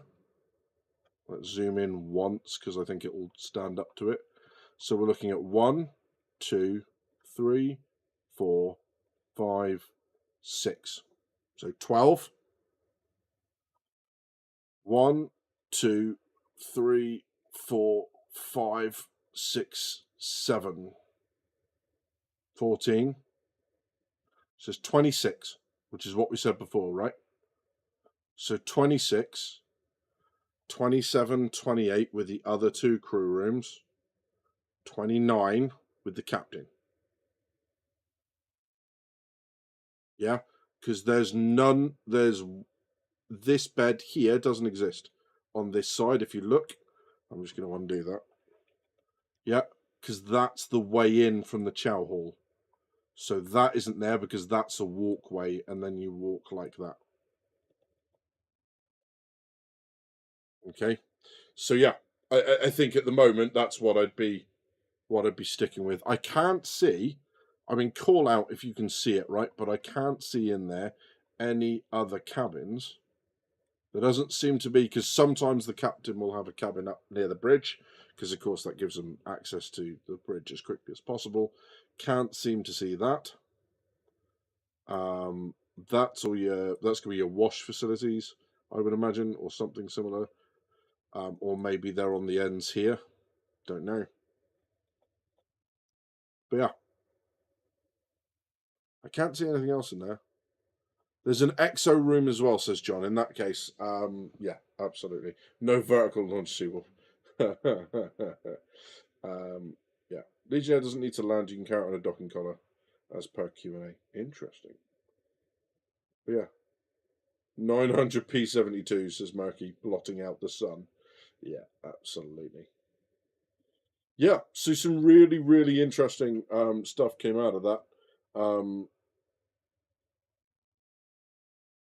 You know, there's your medical center, it looks like, up front. Is that the medical center? Yeah, that looks like it, right?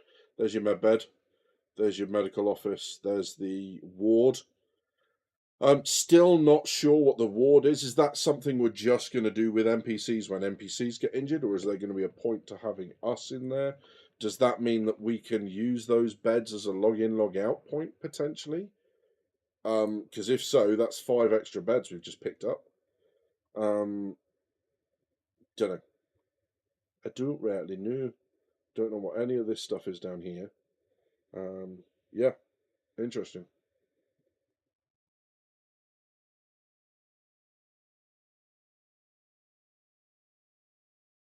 Yeah, that's kind of cool. So yeah, 1 captain's room, 1 extra room, 2 NCO's room. So yeah, the 1 captain's room we've seen. They've haven't shown an exo's room. I'm not saying there's not there, but they've shown 2 pilot spaces, not 3. So it'll be interesting to see what comes of that. But yes,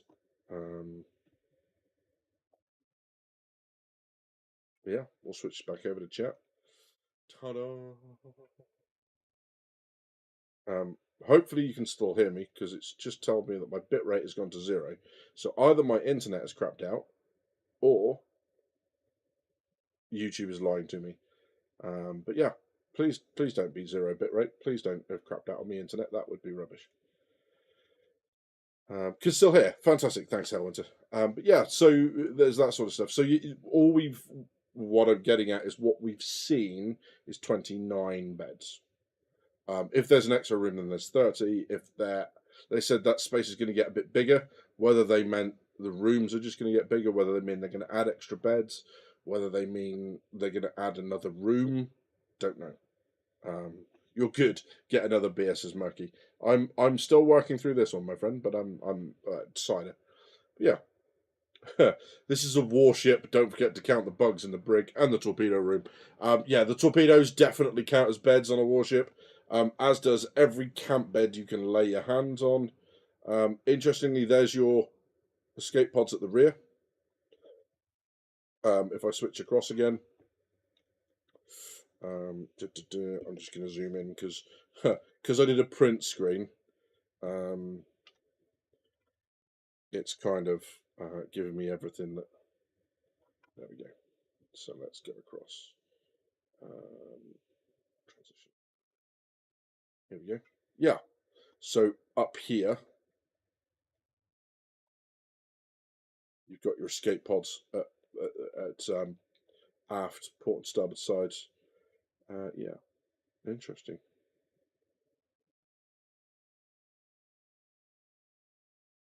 I don't know what the rest of this stuff is. Is that the armory and the shooting range maybe there? Which would make the other side the cells? Question mark? Possibly. And the security room? Don't know. I don't really know. Which would be a bit weird, right? Because isn't that coming up to the bridge from there? So why would you do that through the brig? That's weird. Are you a subscriber, Badgers? Jump Point has some layout plans. Does it indeed? Let's have a look. I think my subscription might just have lapsed. But if it hasn't, we will definitely do that. Let's have a look. Sign in. Yeah, you guys are definitely not seeing that bit. Don't think I'm still a subscriber. No, I'm not. But yeah, if anyone is and wants to fire the plans on Discord, we'll have a look. But yes, very, very interesting stuff.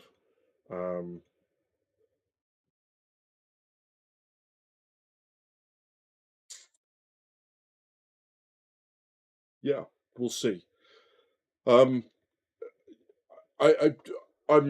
kind. If I'm being honest, I'm blown away by this. If they can get it working, if it fits into the servers, if it doesn't blow the servers up and cause them to melt through to the core of the earth, from all the extra weight that it's putting, with server meshing going in and potentially running this like its own thing? Question mark.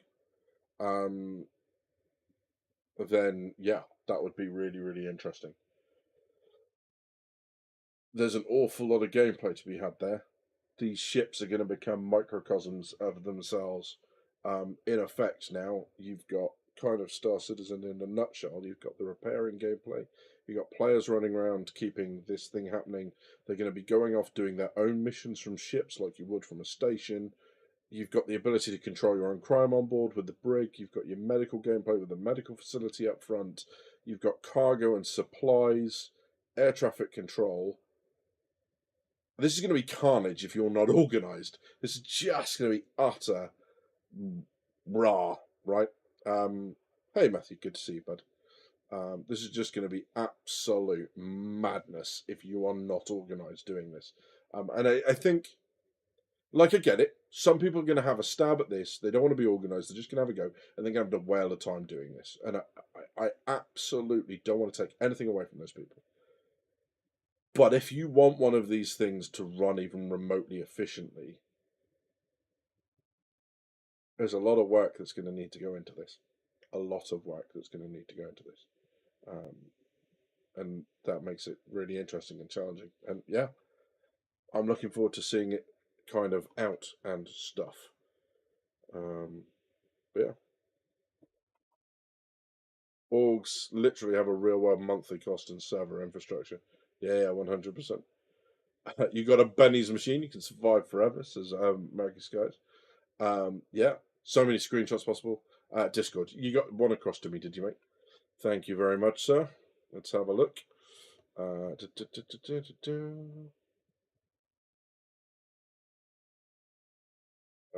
Ooh, Jump Point.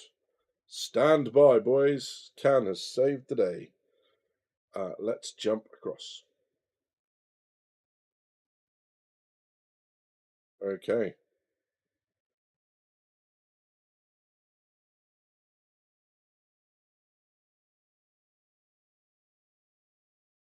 Interesting. Sorry, I'm just reading something about Project Dartwood.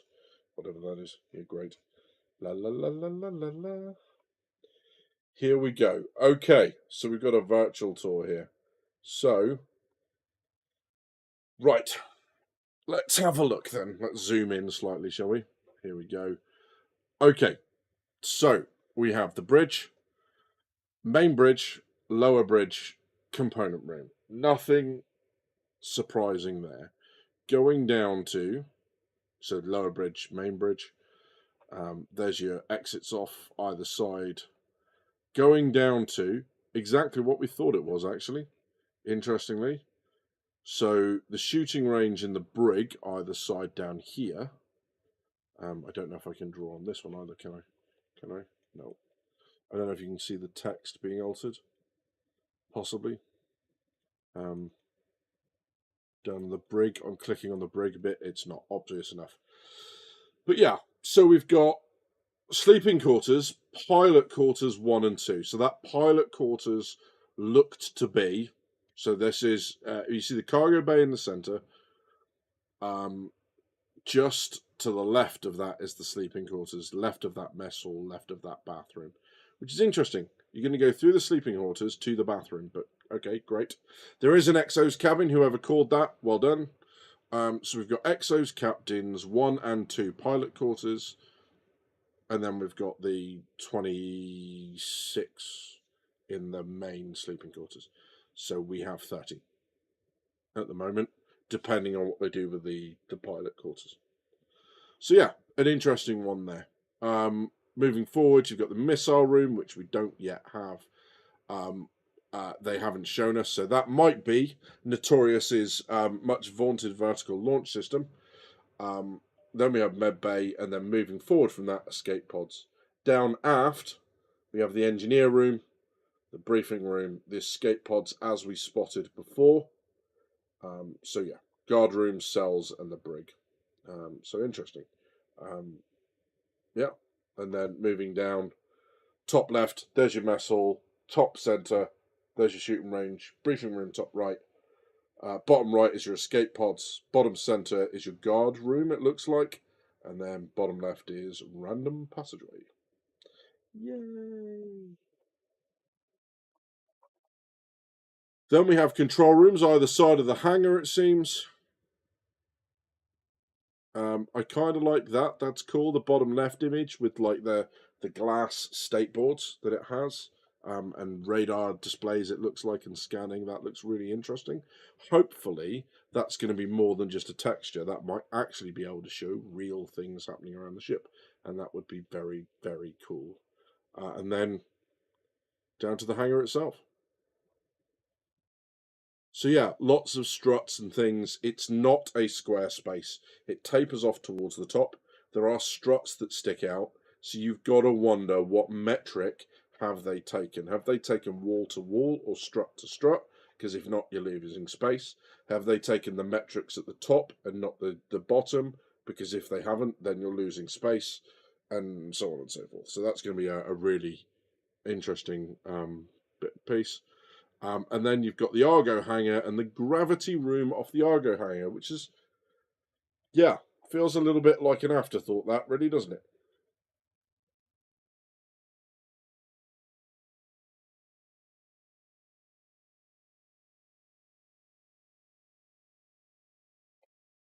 Um, so, yeah. Do I think the med bay, says Murky, could be better located?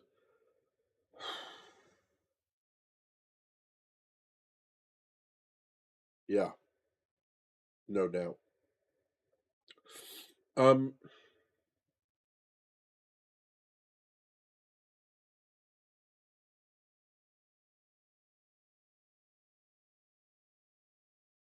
there seems to be a dead space between the cargo bay and the lift room. And I'm just wondering whether the lift room could have been moved aft, the engineer room brought forward, or forward, and then the gravity room put in behind the cargo bay. I guess they're kind of trying to spread it out, but that gravity room, for something that's going to be so integral to the operations of the ship, in terms of it's going to be an absolute pain in the backside if the gravity's off, to be that close, even with the fact that it can close itself off inside in that sphere, to be so close to an external access doesn't really feel like it makes sense to me. Yeah, that I don't like. It's unfortunate, but it does feel like an afterthought to put that there. I mean, why wouldn't the cargo go there? Why wouldn't your cargo go at the bottom? Because then wouldn't it give you the opportunity to just put the entire cargo room on a lift next to the Argo hangar, and then have just a simple opening door between the Argo hangar and that, so you can close the door, take the pod off the back, have rooms on the side so you can have Argo pods lined up. Does that not make sense? Am I talking absolute rubbish? What do you think? Let me know. I don't know. I just feel like that would be potentially better. But yeah, there's an old walk around video CIG made some years back. Badges. They literally walked around the Idris. I think it was a Citizen Con. Yeah, they did. There was a vertical slice from Gamescom, I think. We don't really have time now. We've only got like 12 minutes. But yeah, there was a walk around which was very different to this. This has clearly been updated, but yeah, there was some elements of that. So yeah, they have to sleep 4 minimum. The 3 gladiuses and an Argo. Well, they kind of said 2 gladiuses because the Argo there has no access to the cargo space. So if you're taking the Argo cargo, it's going to have to come into the hangar to drop off its cargo, to leave again, to then go back into the Argo hangar, because there's no direct access with cargo between the Argo hangar and the thingy. So they're going to need quite a bit of shuffling around, basically. Beds in the brig, yes, absolutely, potentially, Chavez. Although whether they're beds that you can log out on is another thing entirely. Yeah, vertical launch like missile cruisers. Yeah, it kind of makes sense socially, because it solves a whole load of problems in terms of like having to have turrets and external stuff. You can literally just have the missiles shoot out the top and then go off and do what they do. Yeah. Sadly, no VLS cells for there to be VLS escape pods. I feel like an Idris fights head on due to the railgun. So the medbay maybe at the front feels bad. Swap it with the briefing room, and that can be dead space if damaged. Yeah, potentially. Although if it's fights head on, it's also going to be the most armored part of the ship. But yes, funny enough, a lot of medical spaces tend to be fairly close to. Well, that's not exactly true. On frigates, the medical spaces tend to be fairly close to hangars. But larger ships like Bulwark had a larger operating space. It actually had an operating theatre. We had a surgeon commander on board as opposed to just GP, so someone could actually operate. And they were nowhere near the hangar. So yeah. Sorry, I got the window open again.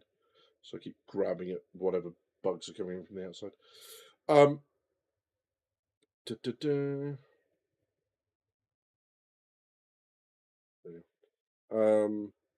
The Polaris' med area has the best location, possibly.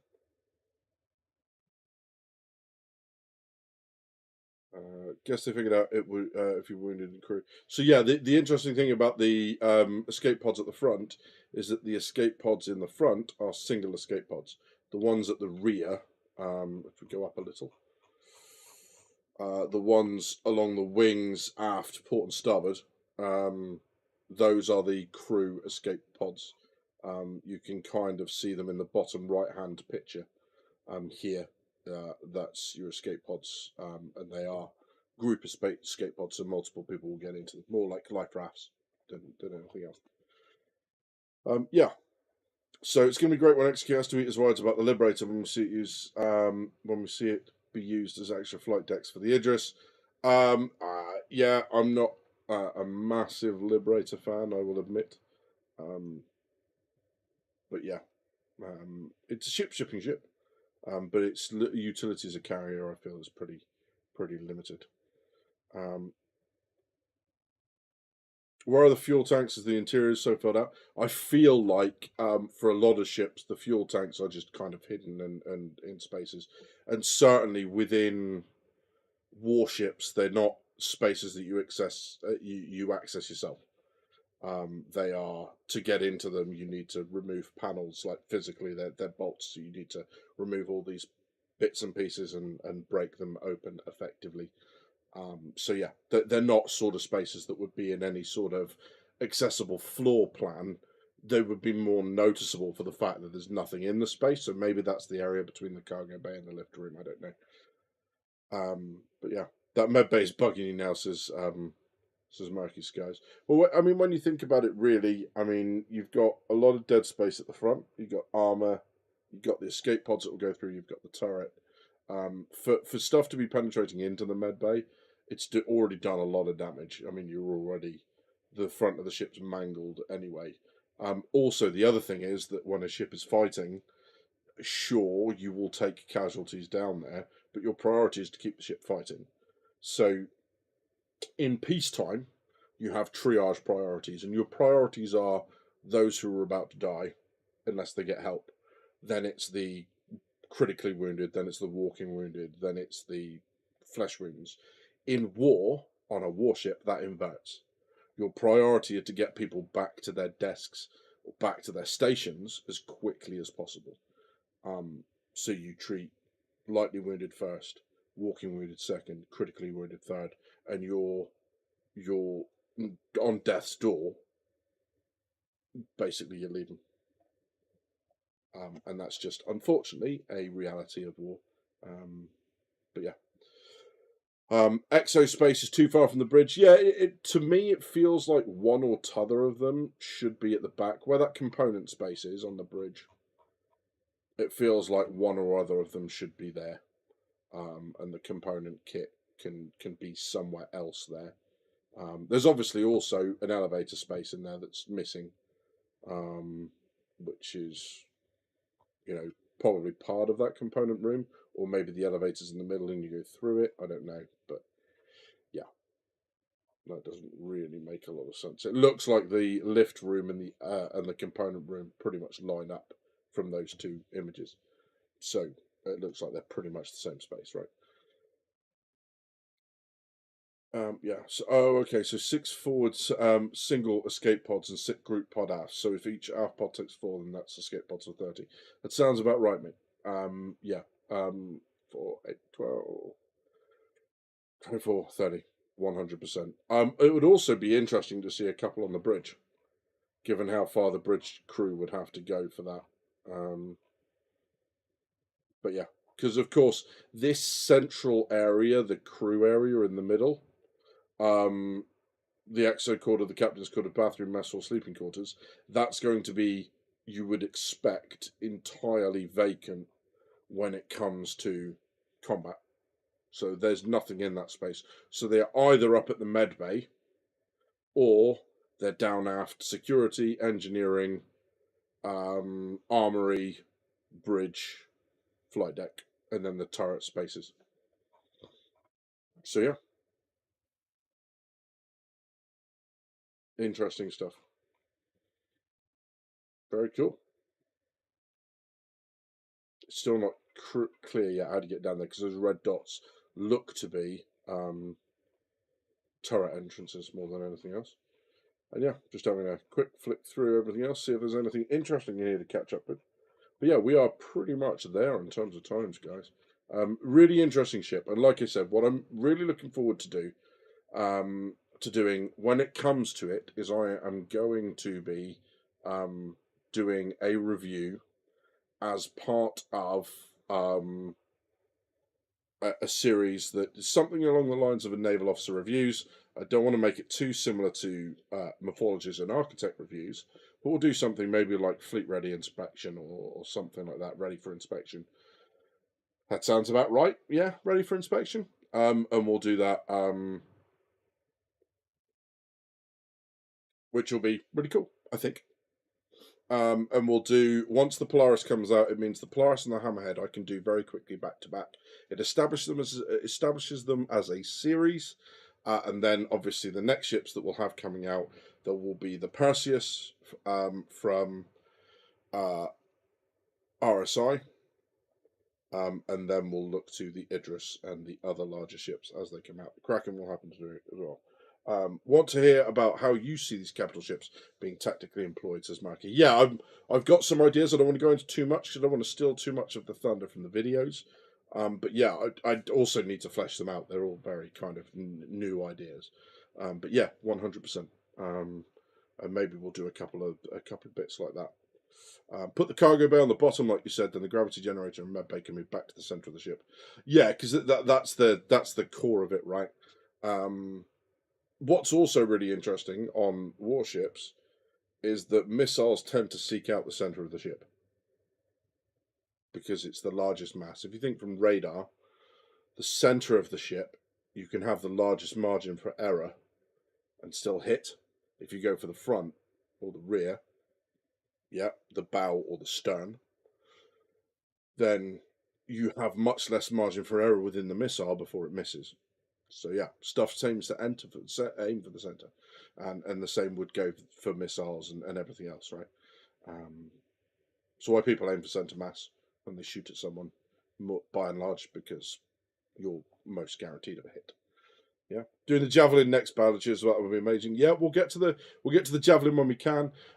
Interesting in Murky, you've just reminded me of something there, bud, and thank you very much for doing so. Looking at how much has been added to the javelin and to the Idris and how much has been crammed into the Idris's interior, I think it is safe to say, from the tours that we've had of the UES Warhammer within the within Star Citizen itself, within Squadron 42, and how much that's changed has been carried over to Star Citizen, I think it's very safe to say that the Javelin is going to get massive updates. There's not a lot inside the Javelin. It's fairly basic, and I think that's about to change massively. They're going to update. There's going to be a lot more added. It's going to be a really interesting change. Yeah, it'll be good to see. So yeah. Galaxy on the after the Polaris. Yeah, absolutely. I will keep it to military ships, however, so that the Galaxy is more a civilian military thing. Don't know if I'll do the Carrack because I don't know if the Carrack is that. I know it's a military exploration ship, but they're very different. They're like military survey vessels or military support vessels. They're not. It's not the same principles. But yeah, interesting. Yeah, we'd certainly have a look at that, mate. Yeah, I have a Carrack Loney you can use for reviews. Thanks, John. I'll certainly be in touch, mate, if I decide to go that way with it. But yeah, actually, the Argo will be the last ship standing. Yeah, absolutely. Yeah, long live the Argo, the mighty Argo. Make the Marines sleep in the brig. Marines will sleep literally anywhere. They're rotten. They're just monsters. The lot of them. It's cool and stuff, but to be honest, I don't see much use for most of the interior for actual gameplay. Yeah, so it's gonna be. It's a floating city. It's a floating location. It's a floating home base in exactly the same way as you can put a home base down on a planet.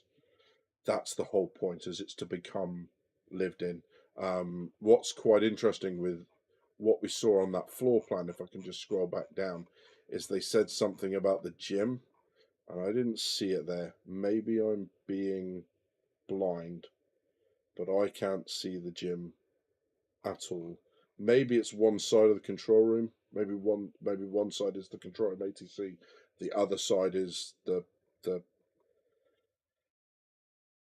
gym. Maybe it's part of this bit here and it's just not shown. I don't know. But yeah. the gym's not listed either, so these floor plans don't seem to be as up to date as maybe it would be useful. But yeah, interesting stuff. Really, really kind of interesting to see the direction they're going to take with it, and which way they're going to go. But yeah, I'm looking forward to getting into those videos once we get these ships on our hands. The Polaris, we already have the Hammerhead, and I obviously have the Hammerhead loaner for the Perseus, so it'll be good. Jim is in the shooting range. Is the shooting range? Yeah, that's the exercises. You got to dodge all the bullets and stuff. For the low price of $1,500. Holy moly! Yeah, maybe not. Let's not do that. They said there's some things they haven't finished yet too. Yeah, and that may well be like that space that we've got between the cargo bay and the lift room. Maybe that's the secret bit, right? You kind of, if you look where the access to the cargo bay is, just on the corner there, as you head aft, there seems to be accesses that intend to go into that center space, but there's nothing there yet. So maybe there'll be something cool that goes in there. Remember, this is the military version, so I believe so. The civilian version may have parts of this removed and whatever else. But yeah, yeah, interesting stuff. Interesting stuff, and some very, very cool artwork that shows you just how big that thing is. That looks squashed. That's probably a perspective thing, but that looks very much squashed down. But yeah. Anyway, we are reaching that time, ladies and gents. I was a little late on, so I didn't mind the overrun. But thank you very, very much for watching. Link to the Discord's down in the description. Please come and hang out if you so feel inclined. It would be lovely to see you there. And hopefully, I will have a video up for you soon. You've been watching Drinkers with Gaming Problems. Thank you very much for stopping by. I'll see you soon.